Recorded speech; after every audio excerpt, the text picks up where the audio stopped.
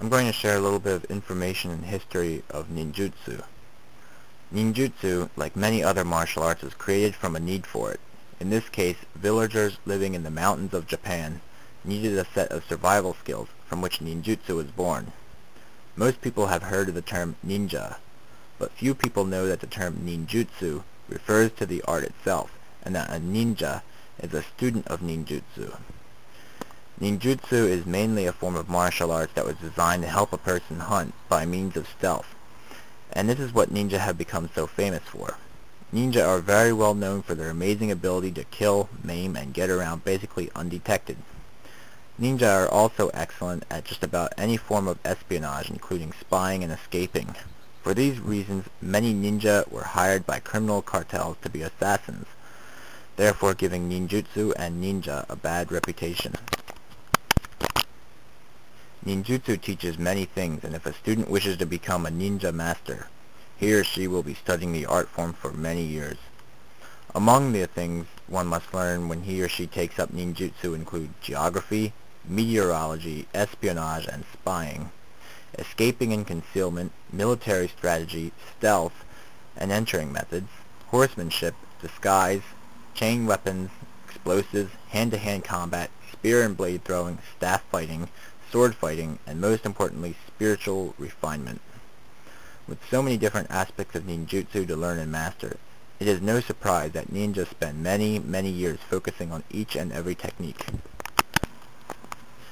It is certainly no surprise that ninjutsu does not have a clear lineage or history, especially given its dealings with extreme amounts of secrecy, stealth, and escapism.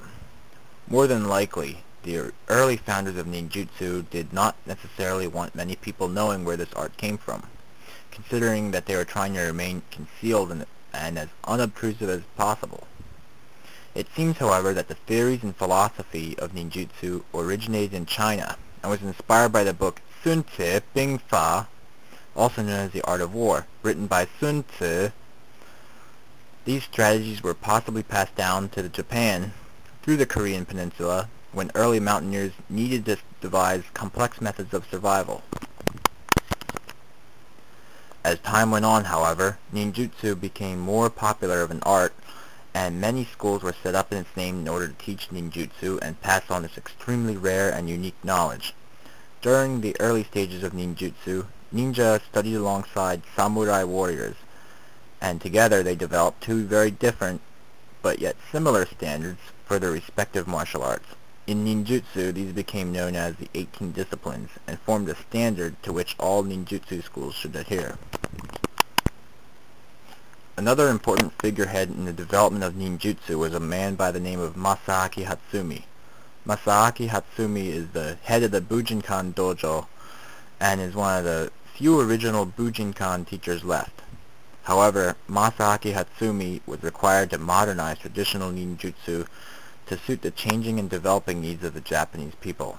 However, Sōke Hatsumi is now considered to be the head figure of ninjutsu itself, and he is said to actually have possession of the Densho, which are the ancient scrolls on which the original 18 disciplines were written. Hatsumi's ancestry can be traced back 34 generations, which may give ninjutsu authorities and experts some clues about who might have originally founded ninjutsu. However, it is not likely that a definitive conclusion will be reached in that respect. Ninjutsu has reached a peak in popularity with several movies and television shows that are showcasing ninja and the art of ninjutsu, such as the comedy Beverly Hills Ninja and Kill Bill 1 and 2. Unfortunately, neither of these movies, although well known, paints ninjutsu in the best light. True ninja may find the entertainment industry's take on the art form somewhat infuriating or embarrassing, but because of the ninja's secrecy, Hollywood is left to draw its own conclusions. It is quite possible that ninjutsu's somewhat unsavory reputation can be contributed to the entertainment industry as well. However, true followers and ninjutsu enthusiasts understand ninjutsu's true meaning. Ninjutsu is not necessarily as practical a martial art as it once was. However, many people still believe it has applications in modern society today.